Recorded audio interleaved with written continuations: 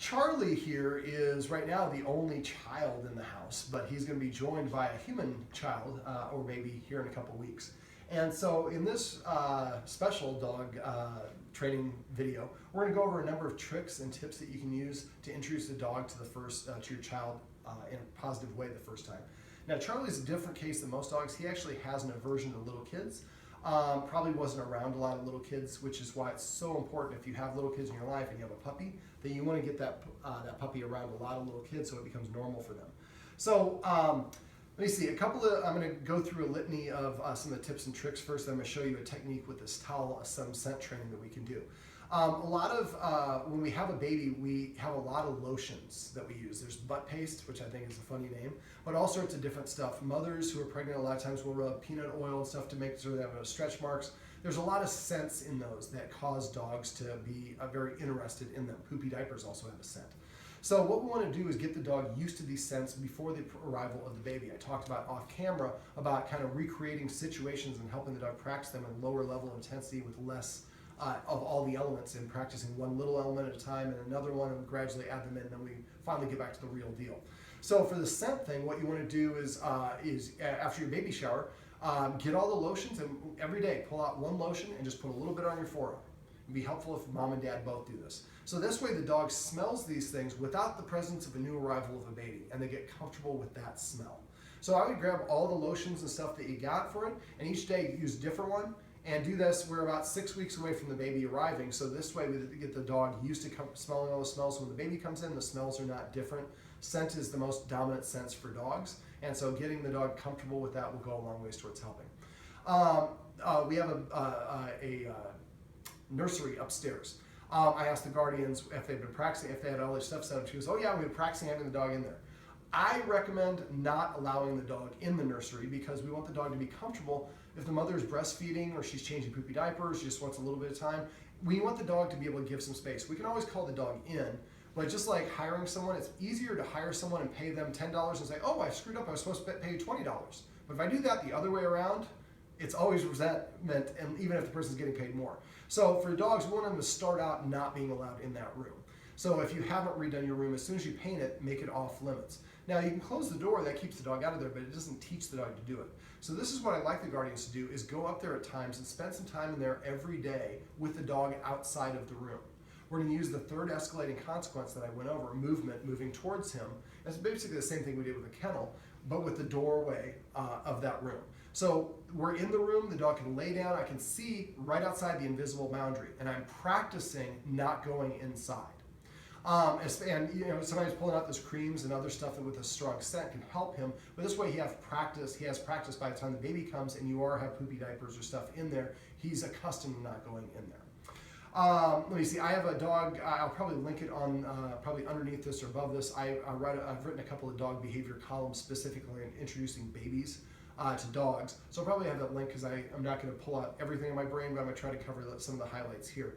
Let me see, other things you can do is get an analog for a baby. Some people actually have like a fake baby, and get used to carrying it around so the dog gets used to seeing you carrying this thing that you're going to be carrying around for the next several months. Also, one of the rules we went over off camera was not allowing the dog in the furniture. This is also helpful so that the baby can be up here, the dog's down here. The dog sees a literal distinction between the humans and the dog. The humans are up in the furniture, I'm not, so the humans have more authority, even this little one that cries and is all sorts of fun. Okay, so when what I want to have you do is when the baby comes, usually mothers are in the hospital for about 3 days. What I want to do is grab a towel. You'll not be able to bring one of your towels. I would suggest getting a towel from the hospital about this size. What you want to do is, this is the towel that we want to have wiping the baby down with. So it's going to have a lot of the baby's scent on it. Dogs are scent creatures, like I mentioned before. So the first thing we want to do is we want to introduce the dog to the baby without the actual presence of the baby. We're going to do it through scent. So what we do is we take the towel that we've already rubbed all over the baby, and we're going to lay it down on the floor. Now, the dog is, I'm surprised he came over to check that out because it doesn't have a lot of scent in it. The dog's going to be interested in this because it's going to smell like your baby. And your baby is going to have pheromones in it that are going to help, little puppies and human babies have pheromones that help us bond with them a little bit better. And we kind of allow them to, it has an effect on us, so we're kind of allow them to get away with stuff that we wouldn't normally do. This is what we want to see him doing. Well, not sitting on it necessarily, that's okay. We don't want him to be aggressive. We want him to treat the towel as if it's the baby. So we want him to go sniffing it. He's going to sniff it for a couple minutes, and when he gets done, he's going to get up and walk away. Now I'm going to facilitate the walk away by throwing a treat there. Once he walks away, what I'm going to do is I'm going to have the high value tricky trainer treats here. I'm going to toss one on there, and I'm going to say, you can come up with a command word for it. It's not necessary to do this. I find it's helpful. So if you know the baby's name, you can create a positive association. So then we can do it again. Stella. I don't know what the baby's going to call her. I'm calling her Stella.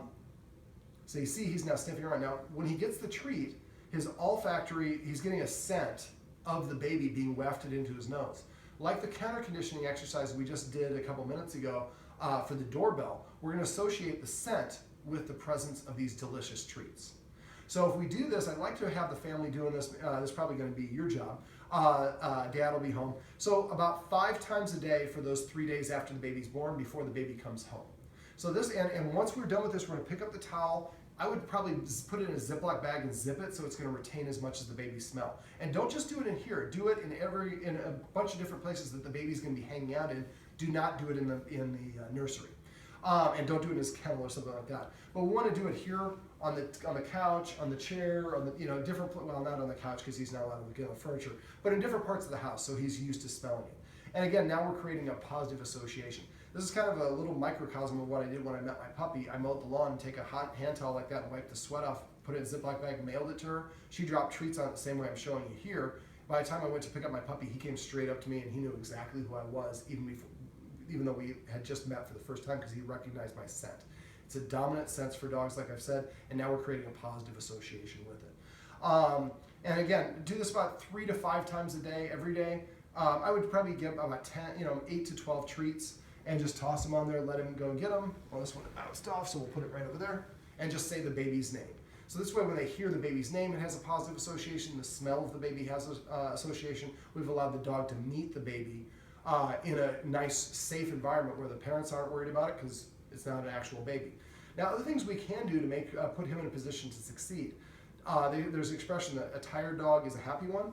Well, there's nothing wrong with taking your dog out for a long day, a long walk before mom and the baby arrive. Even better, since he does go to doggy daycare, most people are unaware that dogs sleep 17 hours a day on average. So that means he's only awake for 6 hours in every 24-hour period. If you take him to daycare for like 8 hours, when he comes home, he's like, sleep deprived. He's looking for a place to crash. So when we do this, what we want to do is take him to doggy daycare, bring him home, then go pick up the wife and your daughter at the hospital. We want to give the dog at least a half an hour to kind of sleep and we don't want to be crabby, but we want to deplete that energy. So I call this putting the dog in a position to succeed. Now, something else we can do is teaching the dog to go to a kennel. Now, he's already kennel trained, but the guardians don't really use the kennel very often. We like using the kennel when we have a baby, especially when the baby starts wandering around. If the dog feels uncomfortable with the baby, we want the dog to be able to move away from the baby and have a safe place to go to. Now, we start out, if you want to follow me over here to the kennel, just perfect pan. So we're just basically, what I'm doing is I'm just letting him go in the kennel and get the treat, and we're going to say the word kennel after he touches it. First, if your dog's fearful, just throw it right in, kennel.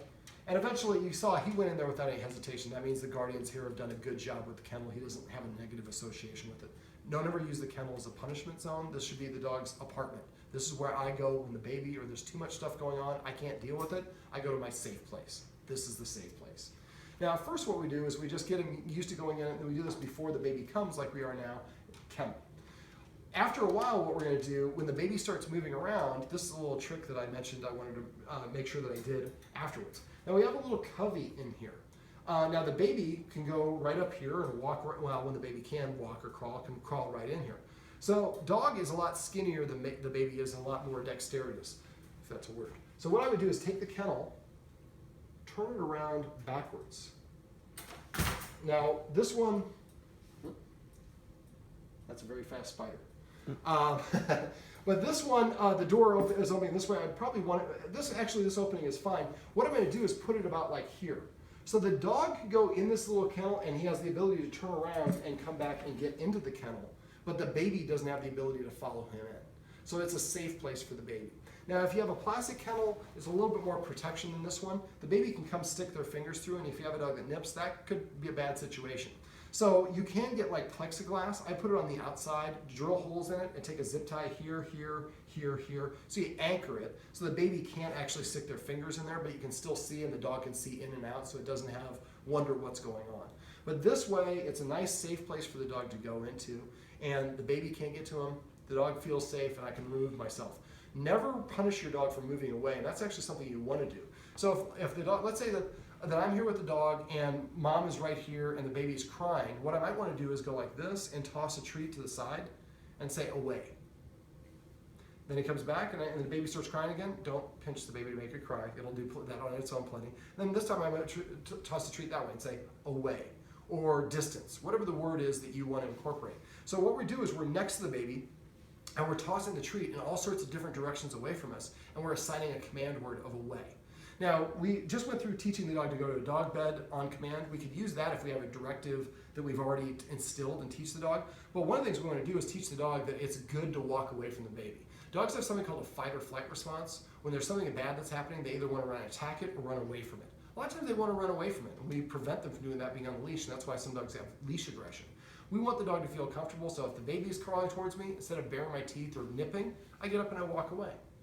Now you have stairs here, so we might also want to have a dog bed that we may put up there where I think it's a laundry basket up there. So you have one right there, so you can say that. That gives him the ability to go up there. He can look down at the baby. The baby won't be able to go up the stairs for quite a while. So again, he has another place that he can go to, and we've taught the dog it's beneficial to move away from the baby instead of correcting the baby. Now off camera, we went through a number of rules and how to enforce those rules. Dogs, if they think of themselves as a leader in any capacity, I see a lot of people and they're like, oh, look how cute, the dog is protecting the baby. We don't want the dog to be protecting the baby. If the dog's job is to protect the baby, it can also correct the baby in dog sociology. And dogs bite by nip to correct. Our skin is a lot tougher than newborn baby skin. So he might nip me and it wouldn't break the skin where it would break the baby's skin. Obviously, we don't want to have the baby go through that at all. So we want to make sure that the dog feels empowered, that it can move away, and we don't have to worry about, sorry buddy, tease, there you go, down. So we don't have to worry about that. But teaching the dog to move away or go to a designated place can also be really beneficial. All right, I'm sure there are some other baby training tips that I've forgotten. If you, on this write-up, either above it or below it, there will be a link about an article about about introducing a dog to a baby. You can click that and read my column on the Omaha World Herald, where I have, I think, about 8 or 10 other baby tips that I haven't mentioned here. Right? What do you think, Charlie? You ready for your sister to arrive? All right, so this is a little video on how we can, a lot of tips and tricks that we can use to help make sure that bringing the baby home turns out to be successful for the humans and for the dog.